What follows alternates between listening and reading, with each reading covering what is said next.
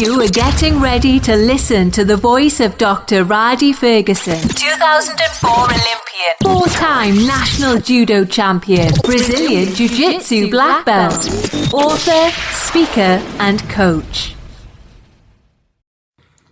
Hey, what's going on, man? This is Dr. Rhadi Ferguson. I want to share something with you today. I've had the opportunity to go to a lot of different practices in the past couple of weeks. From football practice to wrestling practice to judo practices to Brazilian Jiu-Jitsu practice at different schools. And it reminded me of the time that I was at the Olympic Training Center, and I used to go to the Greco-Roman wrestling practice. I used to go to the freestyle wrestling practice. I used to watch practice of the Olympic weightlifting team. I used to purposely sit down and watch Apollo Anton Ono practice. I used to watch him train. I used to watch a guy by the name of Mark Freda, who's one of the top triathletes in the world. I used to watch him train. I watched Hunter Kemper train and do 26.2 miles on a Saturday before his workout at the Olympic Training Center. And the reason why I did this is because just on a low level, we know that success leaves clues, but on a high level, I knew that this particular window of time in my life was going to pass and I was never going to get it again. And I was around some world-class high-level athletes, and I wanted to kind of go behind the veil and see exactly what they do, see how they train, see how they suffer, see what makes them them. And it reminds me of, and what's going on, Eric? Man, let me say this, and this is not what I wanted to talk about, but there's a gentleman watching by the name of Eric Alberracin. Now, when I was at the Olympic Training Center, Eric was always a forward thinker. His thinking was very eccentric. He was a very eclectic person. He always thought outside the box when it came to wrestling, when it came to preparation, it's on his downtime, and which is important too when you're trying to be a well-rounded athlete. And I had the opportunity to sit back, and this is in line with what I'm saying. I've had the opportunity to sit back and watch Eric Alberracin master Spanish, master Portuguese, have a working understanding of Italian, master no-gi jiu-jitsu, master Brazilian jiu-jitsu, and becoming a high-level master of wrestling. He was already a master of wrestling, but become a high-level, a master of wrestling, and then incorporate all those things of his person and his experiences and bring those things to MMA. And he is one of the best MMA coaches in the world. I have a direct line of communication with him, and I can talk to him, and I can speak to him, and I can hit him on direct messenger, and he hits me back. Not because we are great friends, but because I took the time to watch him do what he does professionally. He took the time to watch what I do professionally. And we both have a quality respect for each other and what each other does professionally. And I think a lot of people miss out on the opportunity to get coached, mentored, and to observe other people and get what they can get from that process. Especially in today's age where we believe that everything is a keystroke or a Google search away. You think that you can just Google everything and TikTok everything and YouTube everything and get everything that you need. And while there's a lot that you can get in the gathering of information phase and the acquisition phase, your ability to synthesize that information is always going to be your ability to synthesize the information at a high level is always going to be based upon your ability to be coached, mentored, and advised by quality people. I was coaching a young man who was training with Ronda Rousey. And this is when she was training for judo. And he would talk to me and not necessarily complain, but like, man, Ronda's crying in practice, and Ronda does this, and Ronda does that, and Ronda's not doing all of this, and she's not doing all of this, and I'm doing all this, and Ronda's not doing all. Not understanding that some people need a lot of volume, some people need a little bit of volume, some people have more working experiences early in their career. Ronda definitely had exposure to a world champion when she was younger, so he was making all these complaints for a couple of weeks about Ronda. No, I would, some complaints and some assessments. And I told him, I said, stop talking to me about what Ronda's not doing and tell me why she's Ronda. Like, tell me why she's on the medal stand at every tournament, why she's medaling at the Junior Worlds, tell me why Ronda is Ronda. And about a week or two went by, and we were on a coaching call, and he said, man, she's delusional. I said, what do you mean? He said, she's delusional. He said, she doesn't believe that she's supposed to lose. I said, that's it, my man. I said, Ronda doesn't believe she's supposed to lose. No matter how much she prepares or how much she doesn't prepare, what makes Ronda Ronda is that she just doesn't believe that anybody has the right to beat her. I've seen Ronda, I'm telling you, and I've rolled on the mat with Ronda. I'm bigger than Ronda. I'm stronger than Ronda. I can beat Ronda. I mean, I'm a big dude, and I'm very well trained. I've been on the mat with Ronda. Ronda won't tap. So you got to let Ronda's arm go because you're not going to break Ronda's arm. But Ronda's not tapping because in her mind, she believes that she's getting out of everything. And I'm telling you, she believes she can beat me. She believes that she can beat you. In her mind, she believes if she trains and she runs it back, she can beat Amanda Nunes if she trained. And I'm telling you why she believes that, because I know there's like the people in her inner circle. I'm not in her inner circle. I know the things that she was juggling at the time that she was doing all that. Like there's a certain nexus point in your life, and this happens to everybody in business, where everything meets at the right time for you to have this explosion of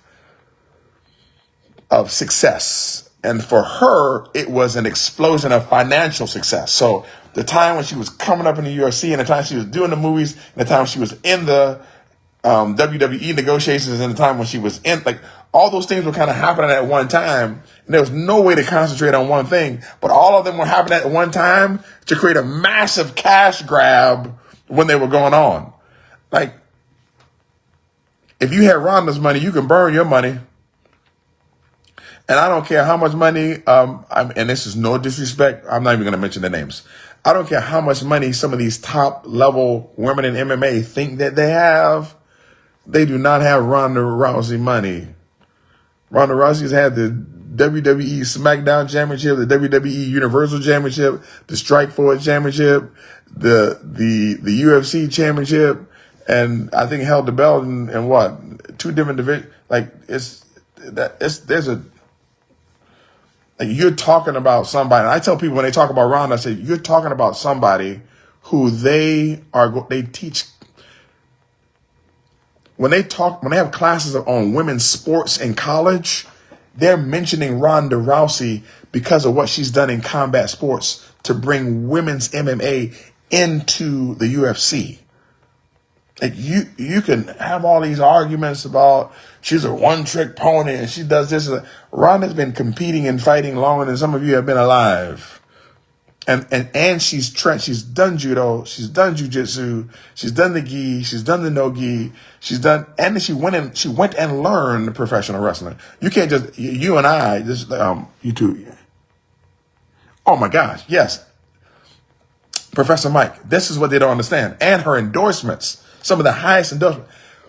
I have coached UFC athletes and I know the money that they're making, not the money that's reported. I know the money that they're making per fight. I know the money. And Ronda got paid higher than all of them and got endorsement money. It is so much money.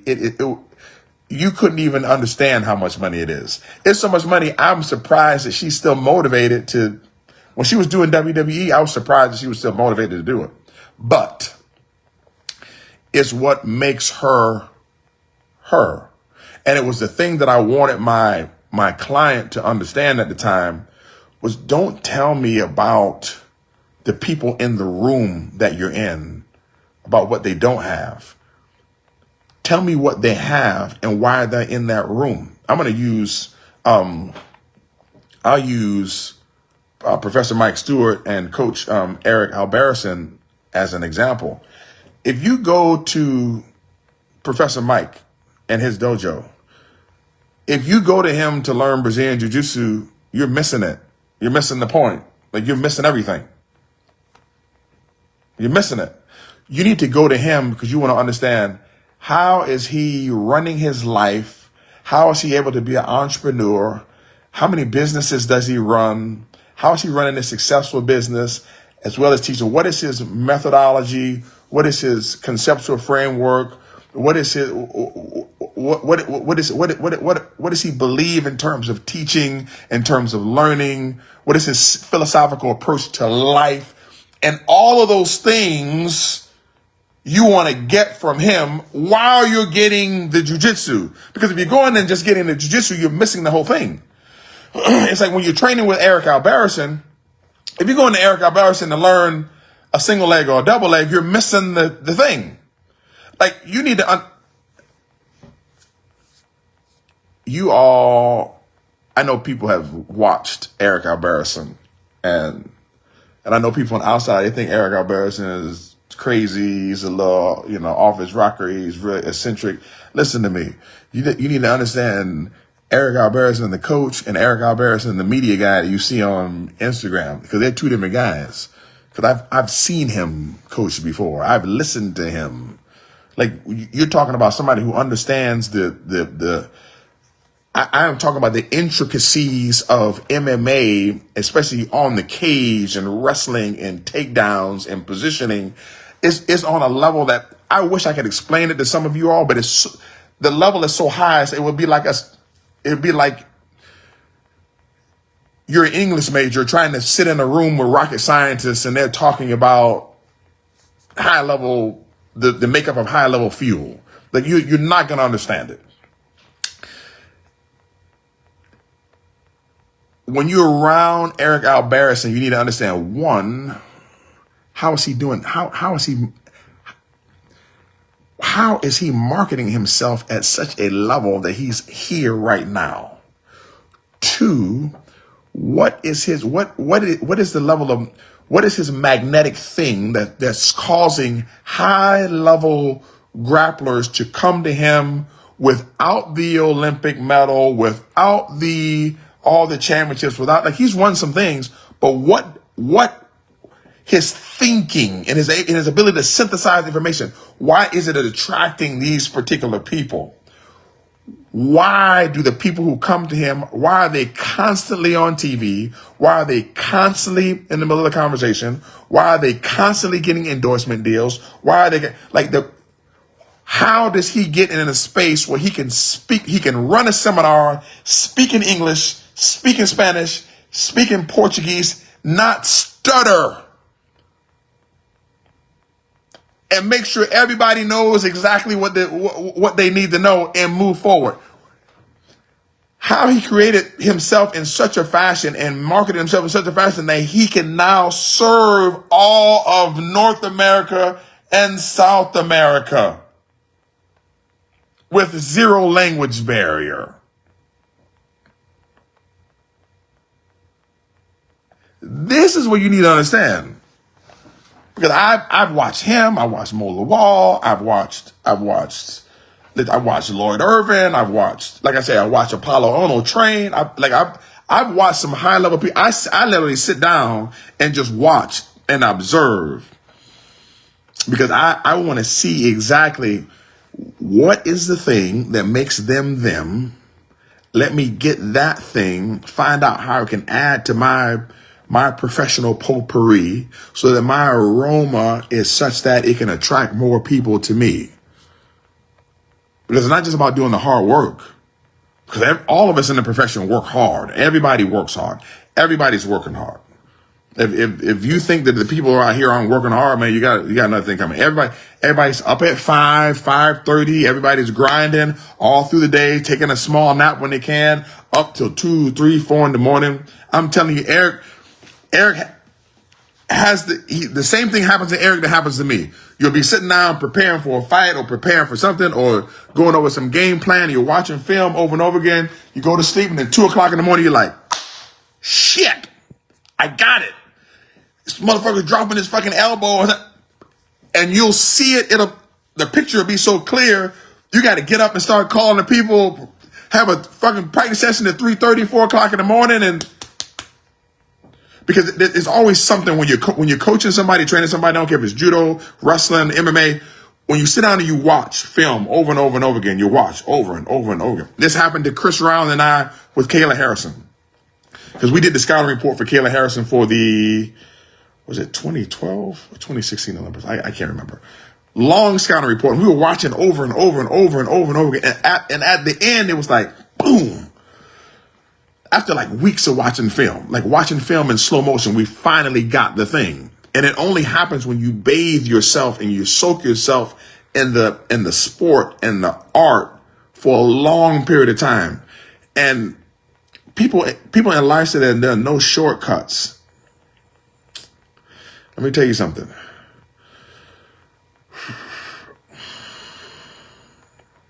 There are shortcuts, but you're not cutting anything short because you can't make things longer than they need to be. Case in point, you're in class, you're not studying, you end up getting an F, you got to take the class over. You've made this thing longer than it needs to be. Now, if you go to class, know you have a problem, or you know there's more to this thing than exactly what I see, and then you go get a tutor and you go get somebody to help you, then you've actually created a shortcut for yourself because you got some help. You have a facilitator, you got a mentor, you got a coach. You get the information that you don't know. The hard part is for people realizing there's some things that they don't know. I just had a parent tell me this morning, I got in touch with him. It's a former student of mine. Hey, come back to judo 1 day a week while you wrestle. Keep that base that you picked up so you have in business, they would call it a unique selling position, but you have a separator between yourself and the regular people in high school. He told me, yeah, but we need no-gi judo.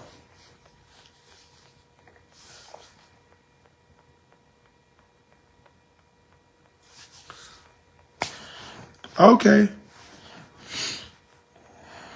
All right. Okay. All right. How many Division I athletes have you produced?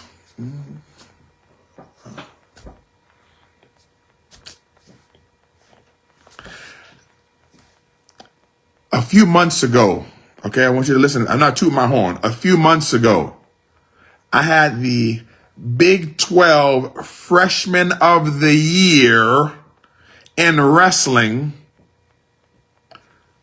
come to me, and his dad, who is a Big 10 wrestler and an All-American, all right, brought his son to me for us to work 4 days before he got ready for the under 20 trials for the world team.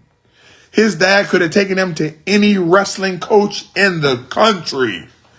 He said, I brought him here to you, Rhadi, because there's nobody who watches film and breaks film down like you do. And the way that you teach him, you can give him what he needs to know. His son came in, had an absolutely fantastic experience, went back to the wrestling room, started killing the dudes in the wrestling room. They were so frustrated over the things that he was doing just because of angles and positioning. And when he was here, he trained in the gi. Did we do some no gi? Did we take the gi off some? Yes, of course. But when he was here, he trained in the gi. Because what you got to understand is that when it comes to athletic development, there are only 4 pillars of human movement. There's push-pull, level change, locomotion, and rotation. That's it. This is what I try to get people to understand. If I'm a judo player, I don't need to be running. If I'm a wrestler, I don't need to be running. I need to do the things that, it doesn't mean that I shouldn't run. It's running is at the locomotion of wrestling is at the bottom. Is there footwork in wrestling? Yes. Are there shots? Yes. Is there some locomotion? Yes. But the main thing is the push-pull. That's the main thing. And then the second thing is the level change. And then every time I cut the corner or cut the angle, I'm a rotation. When I duck under and I turn, that's rotation.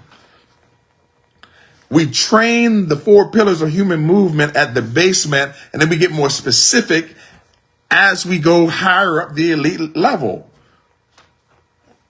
As much as NCAA wrestlers believe that they are super, super high level, Eric Alberracin will tell you there's a huge chasm between an NCAA wrestler, an NCAA champion, and somebody who placed 3rd at the Olympic trials, and somebody who's winning U.S. nationals. The chasm is so wide. Cael Sanderson, for a period of time, was undefeated at a collegiate level, but he used to go to the U.S. nationals. He didn't win. You need to be around professional people and understand that the knowledge that they have, they've paid for in either staples, stitches, blood, bruises, contusions, concussions, or time.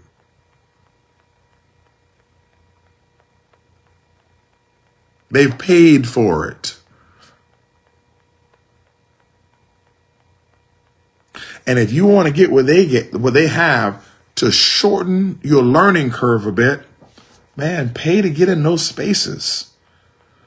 Pay to get in those spaces. I'm going to tell you something that's wild that you wouldn't even think about. I'm going to tell you something.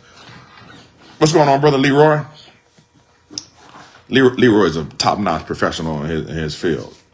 If I remember, is an attorney. Let me tell you something. And a bison. Let me tell you something. As crazy as it is, when there was I forget the name of the show. It was one of those high level, I've done it twice. It was one of those high level bodybuilding shows that came through Orlando a couple years ago. All right. I bought a 1-day pass and I went. Now, what do you say? I'm watching this. Yeah, it's applicable in every field. But most people don't want to pay for mentorships and coaching, and you have to. It's the same reason why you're going back to school, Trion, because you know that it's not about the degree that I'm going to get from Georgetown. It's about my Howard network is I've capped that. Okay? I capped it. And they ain't got nothing to do with black, white, yellow, brown. I've capped my Howard network. I need to go in this other pool of people, and I need to jump into this network, because the network will increase my net worth. It's not about the classes. You could just take the classes online. It's about being in the room with the people, getting the thing, getting the synergy. Going back to my point, I went to this bodybuilding show, and the reason why I went to the bodybuilding show was for one purpose. I wanted to put myself in a room of professional dieters. And I wanted to start asking questions and listening. And what do you do on the last? Because there's certain things that we do in MMA for cutting, which are very similar to the water reduction cut that is used in bodybuilding. It's not the same. It's very similar. Ours is similar because we still have to perform. The bodybuilders is similar because they're reducing the water, and they still got to get on stage while cramping and working through it. So there's certain things that I was trying to get. I wanted, how are you manipulating the sodium? What are you using? What are we still old school double boiled chicken? And everybody has their own different thing that they use. And I want to listen to the heavyweights, because the heavyweights still can eat a little bit of carbs and sugar, and they can still do that because they're burning a lot more. They're burning a lot more calories. All right. And they're still trying to maintain their muscle while they are still lifting, which is what you want to know, because on the last couple when you're in MMA, the best thing that one of your professional fighters can do is maintain a quality diet before the 12-week or 8-week training camp starts. That means I get those days back at the end. If the diet is bad before the training camp starts and they're just losing weight in training camp, like Rampage Jackson used to do. I'm not talking bad about Rampage as a UFC champ. It's you lose those days on the back end. So when we have our calendar out, I'm going to use it. I'm going to be very simplistic for the math. Let's say we're talking about the last 4 weeks of training camp. Last 4 weeks. So the last 4 weeks, okay, and I'm taking 4 weeks until the fight. Now, depending on the age of the athlete, we'll cut the last 5 days, 7 days, or 10 days of little to no work. All right. Now, those last 5, 7, or 10 days, we have to devote some of those days to weight cut and water cut, which means there's sometimes 2 or 3 days that are dead days, which are then going to have an impact on how we hydrate, if we're going to hide it IV, or if we're going to utilize some different techniques, okay, to get the water back in the system, all right? Or if we're going to diet properly so that we don't have to give up those days on the back end. The best cut that we can ever do is when we don't have to go in the sauna, and we don't have to go in the bathtub, and we don't have to run. We can do a straight food dehydration. Eric Alberracin has seen this. I've seen this. We've both done it. High level people have done it. If you know how to do it, you could do a dehydration, no running, no bathtub, no sauna. If it's done right. If it's done right like that, you get all of your days back at the end, and then you go into the fight at a higher performance level, or higher possible performance level than you normally would. When that shit is done wrong, sometimes you lose 7 days, 10 days, 3 days, going into the fight at 65%, rehydrating, and your skin is all jiggly on the body. When you look across the cage and you see somebody filled out, and they're properly filled out, it looks different when you see somebody walk and you see the skin jiggling on their body. They messed up the timing, they messed up the science, they messed up the absorption rate. There's an absorption rate for food. There's certain foods that you have to eat immediately or have to consume immediately when you get off of that scale. There's certain things you have to do immediately when you get off the scale, an hour later, supplements, hour and a half, 2 hours later, and then you got to slowly ramp up. And then you shouldn't have a hard diarrhea. You should have a regular BM, and there's a way that you got to do that. And then if you eat too much and you have that diarrhea and you're actually dehydrated, nothing absorbed, no food in the system, and now we're chasing. And there's a way to do it right. But if you're not around these people and you come out of, let me use this for example. You have people who wrestle, okay, who say, man, I know how to cut weight. No, you know how you cut weight. That's not how to cut weight. It works for me. No, it works for everybody, but it's just not the optimal way to do it.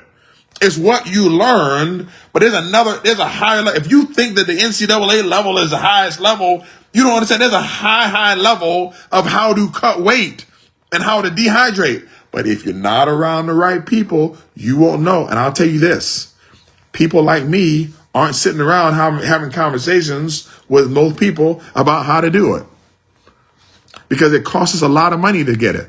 And unfortunately, these particular techniques have been refined by people dying. Even if they weren't our own clients, this information has been refined from years down the line, from people dying, passing out, cardiac arrest, and yeah, man, you need to know what to do. You need to know when to stop. You need to know, you need to know how to change gear. You need to know. I'm going to tell you something else.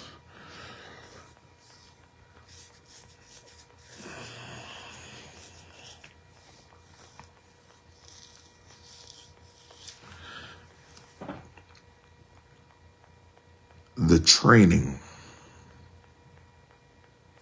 of a female athlete is markedly different than the training of a male athlete at the elite level. When they're juniors and they're kids, it's all the same, 12, 13, 14, 15, 16, 17. When they get 23, 25, 28, if you do not know how to train a female athlete, a lightweight as opposed to a heavyweight, the hormonal changes, understanding that you have to track a lot of things that you wouldn't normally track. You have to be deep in the middle of these people's personal lives on certain stuff. You don't have a clue or an idea. For me, okay, for me to high level train a woman athlete again in my life, the likelihood of doing that, the likelihood at high level, the likelihood is low. If Rhadi chooses to do it, my daughter, I'll do it. I have one athlete that I will be interested in doing it for right now. I'll give you her name, McKenna.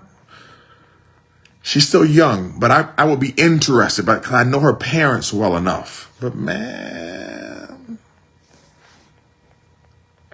anybody will tell you the problems and the headaches. And it's not a bad thing. I'm not saying that women bring problems. That's not what it is.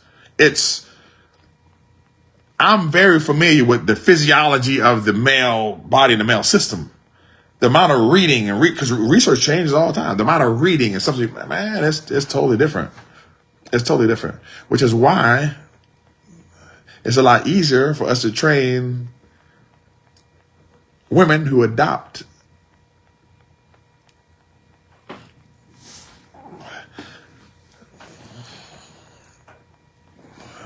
There are women athletes who look very masculine. Period. And it's easier to train them. It's easier to train them. Yeah. It's the difference between training women with high level body fat and low level body fat, and understanding the difference between the two is you got to know when to do certain exercises and when to do certain things, because there's a possibility of ACL tears, and you got to understand shoulder to hip ratio, and man, there's a lot of things you got to understand.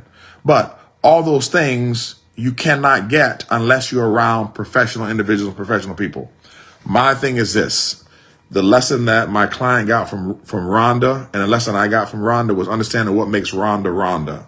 And a lot of people, and I'm going to go back as I close, especially in the judo circle, they talk so much shit about other people. Case in point, I have a friend by the name of Danny Rodriguez. And certain people talk shit about Danny Rodriguez. They talk shit about me. But don't. Ask yourself this. How does Danny Rodriguez hold a job? How does he maintain a quality marriage? How do his children know that they're loved and supported? How did they become state champions in wrestling, multiple time national champions in judo, and become world-class ranked judo athletes and travel the world? And this guy is not a multi-millionaire. How does he doing that? Now, instead of talking trash about people, find out how people are doing the thing that they're doing. And focus on the positive and get what you need from those people. Add it to your own personal, professional potpourri and enhance your professional aroma. These are the things that you need to do. Now, I say all that to say this. Yes, there's a small piece here where I want to give you all something and to get something from you too. At the end of the year, all the time, open up my coaching programs. I believe in coaching. I believe in mentoring. I believe in being a facilitator of the educational process. And if you like to work with me, I'd like to work with you. However, I'll tell you this. Everybody's not a good fit for everybody. Some people I work well with, some people I don't. I'm telling you, if you have some people in your professional space that you want to work with, man, work with those people. I don't know how hard it is to work with Eric Alberracin. I don't know. But if you want to do MMA and you got an Eric, man, let me know the price, man, to sit down and just follow you for 48 hours or 72 hours and see what the hell he does. If you're a strength and conditioning guy, you want to go see JC Santana down at IHP. You do those particular things. I'm telling you, if you've watched my life and seen the things that I do and watched me train my kids and watch my podcast and see me write over 20 books and do the professional research and sit on the editorial review board of the National Strength and Conditioning Association and run a professional dojo marketing business and teach and educate and teaching in school and get the PhD and do three sports at a Division I level in college, and then also coach my kid who's now a Division I. He's going to be a Division I athlete in the fall, and coach my daughter, and then work through all those particular things and marriage and divorce and the bounce back and then all of that while creating high level citizens and champions and putting and implementing in systems and using the engineering systems approach and understanding the things that I learned from football and scouting to come out of college and not have done judo for years and to make the Olympic team in 5.5 years, and then create people who have no practice partners like the Fosters in Mississippi. Jay Foster and his family, and all of his kids are national champions. And last year his son was USJA athlete of the year. And then Jay goes to the Worlds and does well at the Worlds and at the Masters level. Like, if you're interested in what my Midas touch is, then I'm willing to work with you, because other people have their own Midas touch. And if you'd like to work with me, man, you go to www.iwanttoworkwithyou.com. Watch the success stories that are there. Fill out the application, man, and I'll get back with you. And I'm willing to help you any way that I possibly can. I'm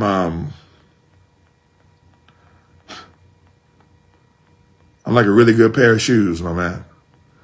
All right. I'm not cheap, but what I'm going to give you is going to last long.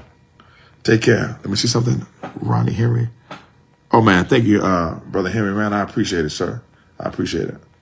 Man, I'm still in the refinement process, man. I still go to therapy, man. I do the same thing I did in college, which is when I was in college, I always make sure I was in church out of the 4 weeks out of a month.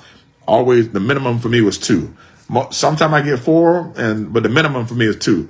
I'm not trying to attend Bedside Baptist and St. Matthew's Cathedral every Sunday. All right. And the reason I do that is the same reason that I'm telling you. A lot of people say, okay, so let me use this as I close. I'm not going to church because there's hypocrites in the church. Don't tell me about the negative stuff that goes on at church. There's negative stuff at school. There's negative stuff at work. There's negative stuff at church. Negative stuff in the dojo. Negative stuff at LA Fitness, at You Fit in the way. There's negative people everywhere. There's negative people. Go there and listen to the one thing that you can use. You might go there and somebody says, hey man, you've been going through a situation and you need to forgive that person. I don't want to forget. Yeah, but you need to forgive them, and here's why. Because forgiveness isn't for them, it's for you. And once you release that, then you can move on to the next thing that God has for you. You be like, I don't know if I believe in God or not. Yeah, but you don't believe in carrying around unnecessary baggage. So if you don't believe in carrying around unnecessary baggage, you understand emotional baggage is baggage. Once you put those bags down, then you can carry the bags that actually belong to you. Because in that emotional baggage, you got stuff in there that don't belong to you. When you pick up the right bags, you can put the stuff in the bag, in the right bag that's for you, and keep on moving and then go get the bag. Because sometimes you obtaining the quote unquote bag is based upon you having the wrong bags on your back and in your hands. But if you go to church thinking, I'm not going to do that, I don't want to do that, and you don't listen, then you can end up missing something. I don't got to go to church for that. Yeah, you might.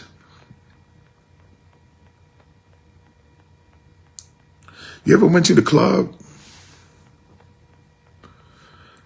You ever been to the club and you leave the club, you done lost your voice? The reason why you lose your voice is because you're yelling over the music. Because when you go to the club isn't a place to talk and listen to other people. The club is a place to listen to music. When you go to church, church is a place to listen and reflect.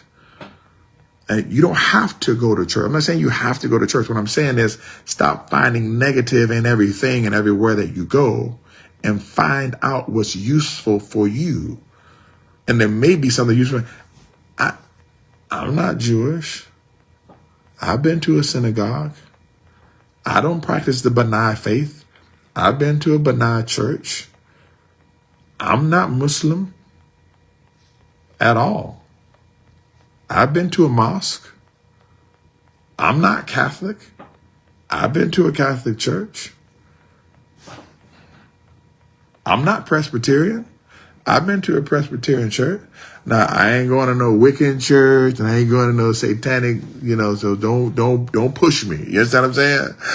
What I'm telling you is, if there's something to be gotten from the thing, go get the thing and add it to your life.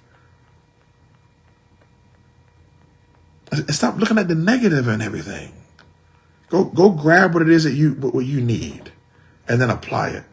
And if you believe that there's some things that I have for you I can help you with, man, I'm more than willing to do that for you. Just go to www.iwanttoworkwithyou.com and let's work it out. I'll tell you right now, I take on 5 clients a year because I'm not one of those people that can do, I want to do 20 people. I'm not in for no cash grab. I'm 48 years old and I had this conversation with Chris Brown yesterday. I'm concerned now with the back end of my life and my legacy and being able to talk to people and being able to help people and being able to pour into people. A lot of people have poured into me over the years, and my job now is to pour it out because I don't want to jump in the hole with it. I don't. And then also to provide them with a quality price point so that they respect the information and so they pass it down too. There's levels to this stuff. 100%. There's levels. There's levels. Hey, as I always say, oh man, this is Cameron. I was talking about my man Cameron Piccolo, the wrestler that came in to see me this year. And I was saying his dad could have gone anywhere. But I have told this to my track and field athletes. Being good at the 400 has nothing to do with running the 400. Being good at wrestling has nothing to do with wrestling. Being good at judo has nothing to do with judo. I told Rufus this, but Rufus, being good at football has nothing to do with football. So what does it have to do with? Discipline.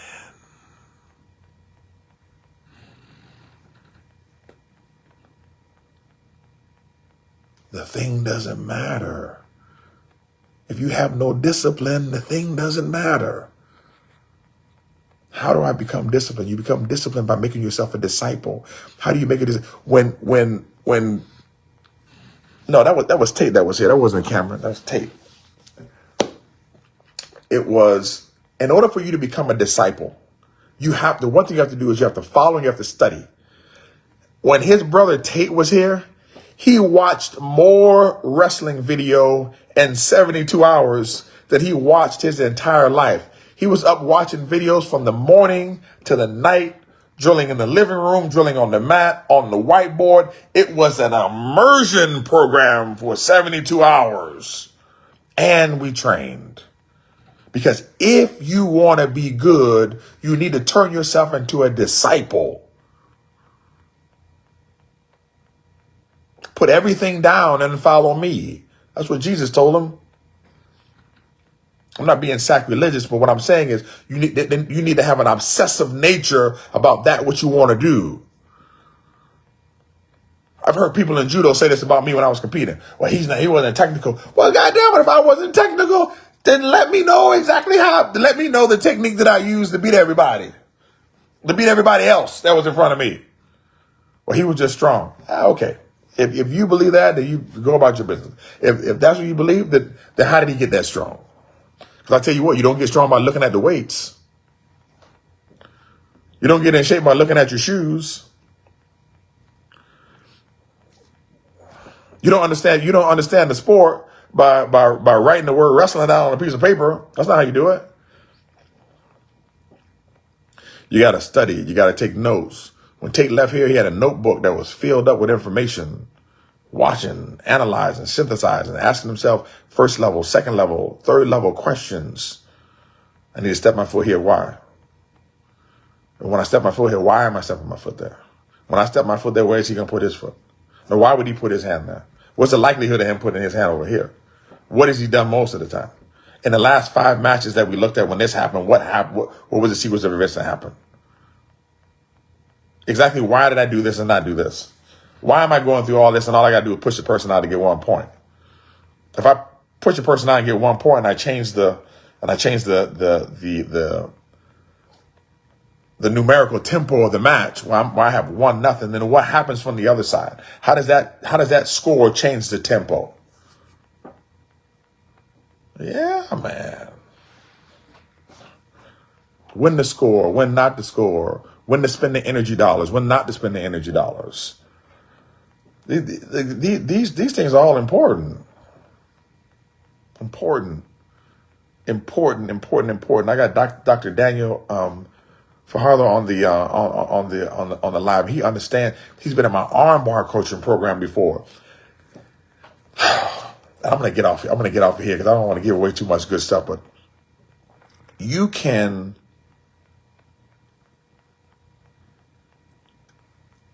The ability to do all these fancy moves, okay,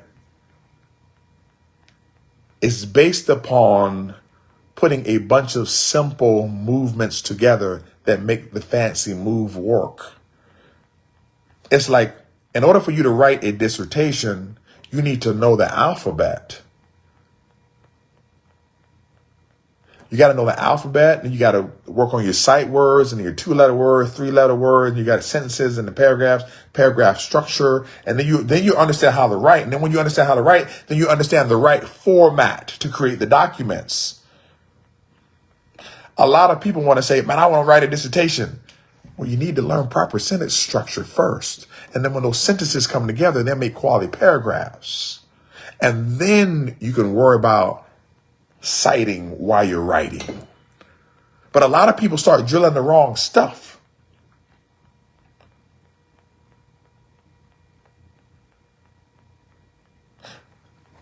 Somebody said, I want to do the Berimbolo. I'm not, it's okay. I want to do the Berimbolo. Well, you can't do the Berimbolo, man.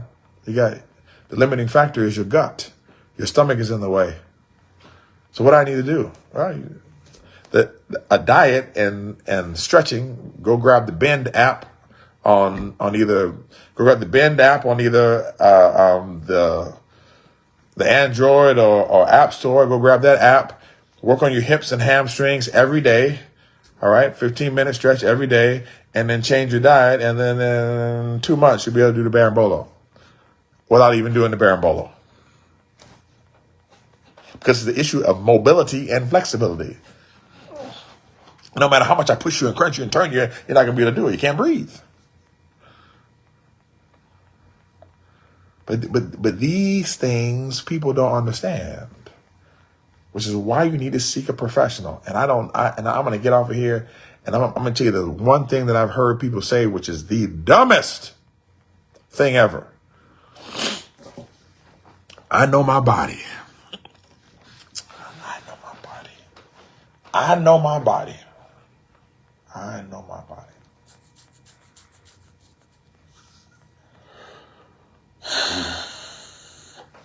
Well, if you knew your body, you wouldn't need to go to the dentist. No need for the cardiologist, the urologist. There's no need to go there. If you know your body, you can sit down and do your own surgery, because once you cut yourself open, I'm sure you know where everything is. No problem. If you know your body, you know your toes and your fingers, right? Good. Well, the stuff that's underneath your toes and your fingers, like the phalanges and all the all the processes and the bones and all that stuff, like you know what all that stuff is. Like there's no sense of you going to the doctor. You don't have to fix anything. Just go to Home Depot, DIY, do it yourself, grab some screws and a hammer and boom, a little masking tape and fix it yourself. Because you know your body. You don't know shit. You know what you know up to a point, and then when it comes to your body, when something has become critical, you will then go get the help that you need. Those individuals who have some of the best longevity of life, okay, are the individuals who proactively make their doctor's appointments before something gets critical. What I'm telling you is, you feel like you don't need the coaching and the mentoring and all those things, and you definitely need it. Otherwise, you're going to be paying on the back end. But you don't know until something becomes critical. Don't wait till it becomes critical. Act in a critical fashion now and get the help that you need and put yourself around the right people. All right? Take care. Remember, I love you, but God loves you best. If you'd like to work with me, go to www.iwanttoworkwithyou.com. We'll find the best fit, whether it's martial arts or personal mentoring and coaching, and we'll make it happen. I love you. Take it easy. You are getting ready to listen to the voice of Dr. Rhadi Ferguson, 2004 Olympian, 4-time national judo champion, Brazilian Jiu-Jitsu black belt, author, speaker, and coach.